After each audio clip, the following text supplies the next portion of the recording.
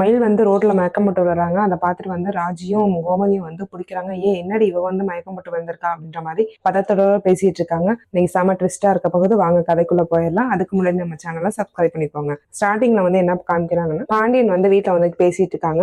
நான் வீட்டுக்கு வரமாட்டேன்னு சொன்னேன்ல, நீனும் உன் தம்பியை ஏவி விட்டு வந்து கூட்டிட்டு போறது வர சொன்னியா அப்படின்ற மாதிரி சொல்லும்போது, நான் அவனை ஏவி விட்டேன், என்ன பிரச்சனைன்னு கேட்டா நான் சொன்னேன், அவ்வளவுதான், நான்லாம் போய் கூட்டிட்டு வாங்கலாம் எப்பயும் சொல்லல அப்படின்னு சொல்றாங்க கோமதி. உடனே வந்துட்டு, அதான் நீ எப்ப என்ன கூப்பிட்டு போற அப்படின்ற மாதிரி பாண்டியன் சொல்லும்போது, நீங்க தாங்க என்கிட்ட பேசாம இருக்கீங்க, சண்டை போட்டுட்டு இருக்கீங்க, நான் ஒன்னும் கோவமாலாம் இல்ல, உங்களுக்கு தான் என் மேல கோவம் அப்படின்ற மாதிரி சொல்லும்போது, ஆமாண்டி நீ பண்ண தப்புக்கு நான் வந்து கோவமா தான் இருக்கணும், கல்யாணம் பண்ணிட்டா சரி, அது எத்தனை மாசத்துக்கு என்ன என்கிட்ட மறப்ப, நீ வந்து எப்பயாச்சும் ஒரு டைம் ஆச்சு என்கிட்ட சொல்லிருக்கணும்ல அப்படின்ற மாதிரி சொல்லும் போது, நடந்து முடிஞ்சு போச்சு, அதையே பேசி பேசி இன்னும் எவ்வளவுதான் பிரச்சனையாக்குவீங்க அப்படின்ற மாதிரி கோமதி வந்து சண்டை போடுறாங்க. உடனே காந்திமதி வந்துட்டு, எதுக்கு மாப்பிள்ள இன்னும் வீண் புடிவாதுல இருக்கீங்க, முடிஞ்சு போச்சு, பிள்ளைங்களும் நல்லா வாழ ஆரம்பிச்சிட்டாங்க, சந்தோஷமா எல்லாத்தையும் ஏத்துக்க வேண்டியதானே அப்படின்ற போது, எனக்கு அவ மேலதான் கோவம், வேற யார் மேல எந்த கோவமும் கிடையாது அப்படின்ற மாதிரி சொல்றாங்க. உடனே செந்தில் இருந்துட்டு, சரி எத்தனை வருஷத்துக்கு தான் அவங்க மேல கோவமாவே இருப்பீங்க, பேசணும் தானே, நீங்க மட்டும் போதுங்கிற மாதிரி தானே, அவங்க அம்மாட்ட கூட பேசாம இருந்து தானே உங்கள்கிட்ட வந்தாங்க, அப்படி இருக்கும்போது நீங்க இப்படி தள்ளி வச்சா என்னதான்ப்பா பண்றது அப்படின்ற மாதிரி பேசுறாங்க.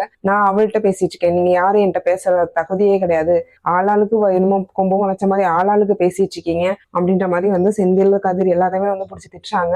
அப்புறம் உடனே வந்துட்டு, நீ என்னடா என்னென்னமோ பேசுனீங்க, உங்க மாமனாருக்கு முன்னாடி இது குறைஞ்சிடக்கூடாதுங்கிறதுக்காக தான் நான் பணம் கொடுத்தேன்னு சொன்னல, அது போனாலும் பரவாயில்ல, என் மானம் போனாலும் பரவாயில்ல, நீ அந்த 10 லட்சத்தை நீ இப்ப எடுத்து வைக்கிற அப்படின்றாங்க. உடனே வந்து ஒரு மாதிரி ஷாக் ஆகுறாங்க.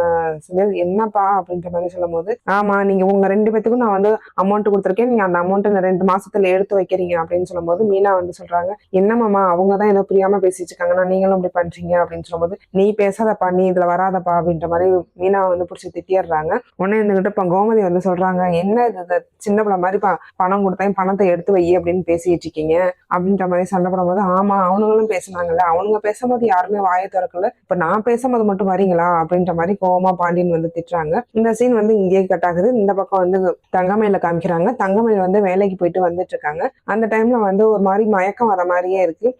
உடனே பக்கத்துல இருக்க டீ கடையில வந்து தண்ணி வாங்கி குடிச்சிட்டு கொஞ்ச நேரம் உட்கார்ந்து இருந்துட்டு போறாங்க. பாப்பா போகும்போது வந்து கரெக்டா வந்து அந்த இடத்துல வந்து அஞ்சலி வந்துடுறாங்க. அஞ்சலியை வந்து பாத்துடுறாங்க. பார்த்துட்டு, மயில் நல்லா இருக்கீங்களா அப்படின்ற மாதிரி அவங்களாவே பேசுறாங்க. நல்லா இருக்கேன், நீங்க அப்படின்னு சொல்லி அவன் கேட்கும்போது, நான் வந்து சரவணனோட ஃப்ரெண்டு தான் அப்படின்ற மாதிரி சொல்றாங்க. ஃப்ரெண்டுனா எனக்கு புரியலையே, எப்படி கல்யாணம் ஒரு ஆணோட வந்து ஃப்ரெண்டா இருக்க முடியும் அப்படின்ற மாதிரி கேட்கறாங்க. என்ன மேல இப்படி சொல்றீங்க, உண்மையாவே நான் உனக்கு ஃப்ரெண்டு தான், ஒரு நல்ல ஃப்ரெண்டு அப்படின்ற மாதிரி சொல்றாங்க. நீ அவன் கூட சொன்னா நீங்க வந்து மாசமா இருக்கீங்க, ஆனா நம்பலன்னு சொன்னா, ஆனா எனக்கு அது உண்மைன்னு தோணுது அப்படின்ற மாதிரி சொல்றாங்க. உடனே வந்து அவ அழுவுறா, அது உண்மைதான், ஆனா வந்து மாமா என்ன நம்பவே இல்லை, எனக்கு என்ன பண்றதுன்னு தெரியல, நீங்க பேசாம அவரோட இருந்துக்கோங்க, நீங்க கல்யாணம் பண்ணிக்கோங்க அப்படின்ற மாதிரி வந்து இவன் வந்து சொல்லும் போது, என்ன மயில் பேசுறீங்க லூஸ் மாதிரி, நானும் அவனும் ஃப்ரெண்டு, அவனுக்கு வந்து ஒரு நல்ல ஃப்ரெண்டு அவ்வளவுதான் அப்படின்ற மாதிரி சொல்லும் போது, இப்பதான் வந்து அவளுக்கு ரியலைஸ் ஆகுது, மாமாவும் இவனும் ஃப்ரெண்டு தான் போல, நம்ம தான் தப்பா நினைச்சுக்கிட்டோம் அப்படின்ற மாதிரி சொல்றாங்க. சரி இங்க என்ன அப்படின்னு சொல்லி கேட்கும்போது, இப்பதான் வேலையை விட்டு வந்து மயக்கம் வர மாதிரி இருந்துச்சுன்னு தண்ணி குடிச்சேன் அப்படின்ற மாதிரி சொல்றாங்க. சரி ரெகுலர் செக்அப்க்கு போங்க அப்படின்ற மாதிரி அட்வைஸ் பண்றாங்க. சரின்ட்டு இவங்களும் வந்துடுறாங்க.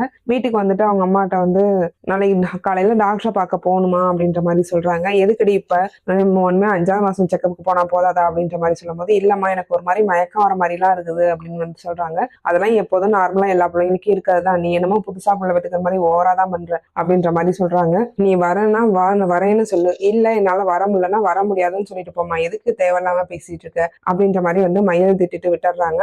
மறுநாள் காலையில வந்து இவங்க டாக்டர்கிட்ட நம்மளே போயிட்டு வந்துருவோம், எல்லாத்துக்கும் வந்து மீனாவோட ஹெல்ப் கேட்காம நம்மளே போயிட்டு வந்துருவோம் அப்படின்ற மாதிரி வந்து ஹாஸ்பிட்டலுக்கு வரதுக்கு வந்து வராங்க. ஹாஸ்பிட்டலுக்கு வந்துடுறாங்க.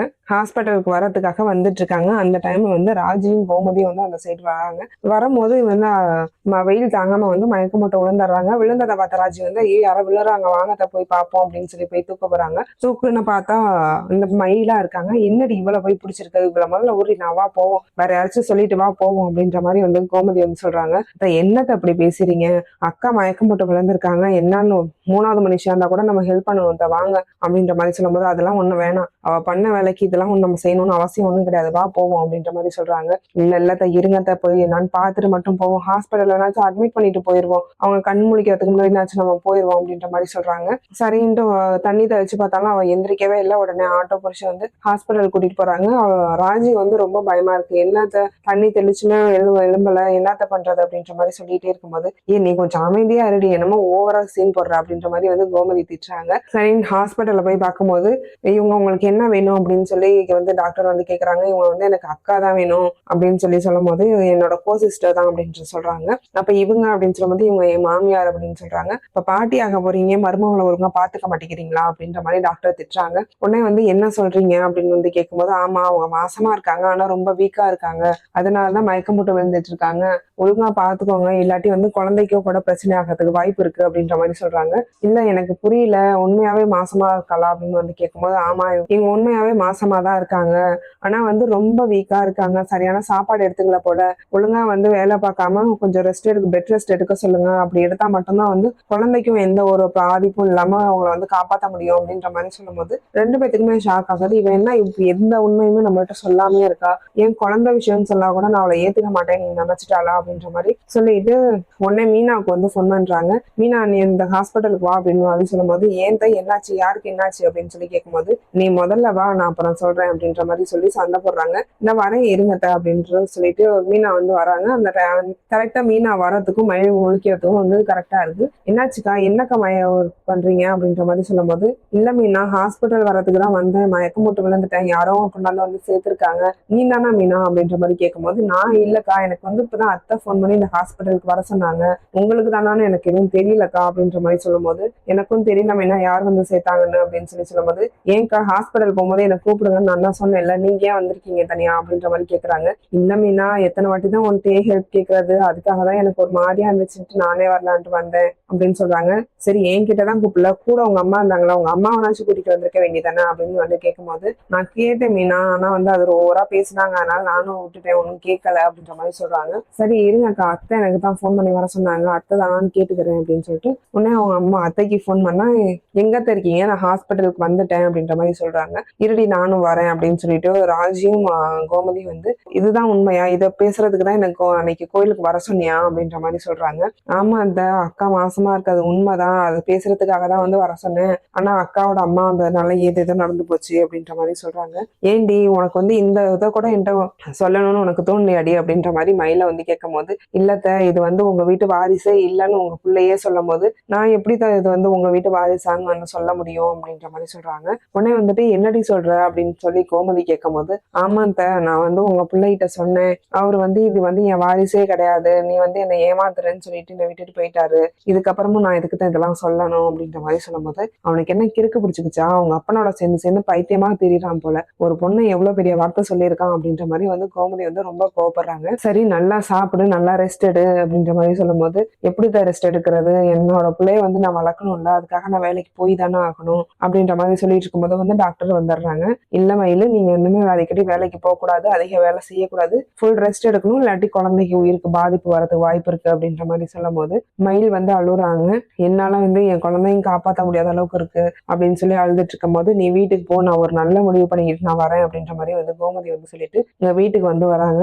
வீட்டுக்கு வரும்போதே வந்து மீனா நீ வா எங்க வீட்டுக்கு முதல்ல வா அப்படின்னு சொல்லிட்டு மீனாவையும் கையோட அழைச்சிட்டு வந்துடுறாங்க. மயில வந்து ஆட்டோ பிடிச்சி வீட்டுக்கு அனுப்பிட்டு இங்கிட்டு வந்து எல்லா 3 பேருமே வராங்க. இதுக்கு என்ன தாண்டி வழி பண்றது அப்படின்னு சொல்லும் போது நீங்க பேசாம மாமாட்ட பேசி பாருங்க, மாமா பேசினா மட்டும்தான் இதுக்கு ஒரு முடிவு கிடைக்கும் அப்படின்ற மாதிரி சொல்லும் போது மாமா சொன்னாங்கன்னா சரவணன் மாமாவும் பேச்சு தட்டாம கேட்பாங்க அப்படின்னு சொல்லும் போது சரி அப்படின்னு சொல்லிட்டு போய் பாண்டியன்ட்ட போய் உங்கள்கிட்ட கொஞ்சம் பேசணும் அப்படின்னு சொல்லுவாங்க. உங்ககிட்ட இனிமே பேசுறதுக்கு எனக்கு என்னடி இருக்கு, பெரிய நாடகக்காரி, அடுத்த நாகம் போட வந்துட்டியா அப்படின்ற மாதிரி சொல்லும் போது நாடகம்லாம் ஒண்ணும் போட வரல, ஒரு முக்கியமான விஷயம் கேட்கறதா இருந்தா கேட்கலுங்க அப்படின்ற மாதிரி சொல்றாங்க. அப்ப என்னால கேட்க முடியாது, நீ முதல்ல கிளம்புடி அப்படின்ற மாதிரி சொல்றாங்க. உடனே வந்து இது சரவணன் பத்தின விஷயம் அப்படின்னு சொல்லும் போது சரி என்னன்னு சொல்லு அப்படின்னு சொல்லும் போது மயில் வந்து மாசமா இருக்கா அப்படின்ற மாதிரி சொல்றாங்க. உடனே வந்து அவனுக்கு ரொம்ப ரொம்ப ஷாக் ஆகுது. என்ன சொல்ற அப்படின்னு சொல்லி கேட்கும்போது ஆமா மாசமா இருக்கா, நானே நேர்ல ஹாஸ்பிட்டல் கூட்டிட்டு போனேன் அப்படின்ற மாதிரி நடந்த எல்லா விஷயத்தையுமே வந்து சொல்றாங்க. நான் தான் கூட்டிட்டு போனேன், வழியில வந்து மயக்கம் போட்டு கலந்தா நான் கூட்டிட்டு போனேன், டாக்டர் வந்து பிரெக்னெண்டா இருக்காங்கன்னு சொன்னாங்க, ஆனா வந்து ரொம்ப ஹெல்த் கண்டிஷன்ஸ் ரொம்ப லோ கம் தான் இருக்கு, ரொம்ப வீக்கா இருக்காங்க, குழந்தைக்கும் ஆபத்து வரும், இவங்க வேலைக்கு போனா பெட் ரெஸ்ட் எடுக்கணும்னு சொல்லியிருக்காங்க அப்படின்னு வந்து சொல்றாங்க. இதுக்காக நம்ம என்ன பண்றது அப்படின்னு சொல்லும் போது என்னங்க பைத்தியம் மாதிரி பேசுறீங்க, நம்ம வீட்டு வாரிசு தானே அவ வயித்துல வளருது, அப்ப நான் அவளை பாத்துக்க வேண்டியது நம்ம பொறுப்பு தானே அப்படின்ற மாதிரி வந்து கோமதி வந்து சொல்றேன். உடனே வந்துட்டு சரி சரவணனை கூப்பிடு பேசுவோம் அப்படின்னு சொல்லி கூப்பிடும்போது சரவணன் வந்து அப்பா அவ பொய் சொல்றாப்பா, மறுபடியும் அவ டிராமா பண்றாப்பா, அவ மாசமாவே இல்லப்பா, அவ பொய் சொல்றாப்பா அப்படின்னு சொல்லும் போது கோமதி வந்து பல்லாருன்னு ஒரு ஆறாயிரம் என்னடா பேசுற நீ, நீனு, நீங்க 2 பேரும் சந்தோஷமா இருந்த நான் நினைச்சு பாருடா, நீ எப்படா அவளை பார்த்து அந்த வார்த்தை சொல்லுவ அப்படின்னு சொல்லி கேட்கும்போது பாண்டியன் வந்து கேக்குறாங்க, என்ன வார்த்தை சொன்னான் அவன், ஏன் இப்படி அடிச்ச அவனை அப்படின்ற மாதிரி கேட்கும்போது, இப்ப ஏன் நீ அவனை அடிச்ச அப்படின்னு சொல்லி கேக்குறாங்க. உடனே வந்து கோமதி வந்து சொல்றாங்க, இவன் அந்த பொண்ணை பார்த்து என்ன வார்த்தை வேணுமா சொல்லிட்டு வந்திருக்கான் அப்படின்ற மாதிரி கேக்குறாங்க. என்ன வார்த்தை சொன்னான் அப்படின்னு சொல்லி கேட்கும்போது, அந்த குழந்தைக்கும் எனக்கும் சம்பந்தமே இல்லைன்னு சொல்லிட்டு வந்திருக்கான் அப்படின்னு சொல்லி சொல்றாங்க.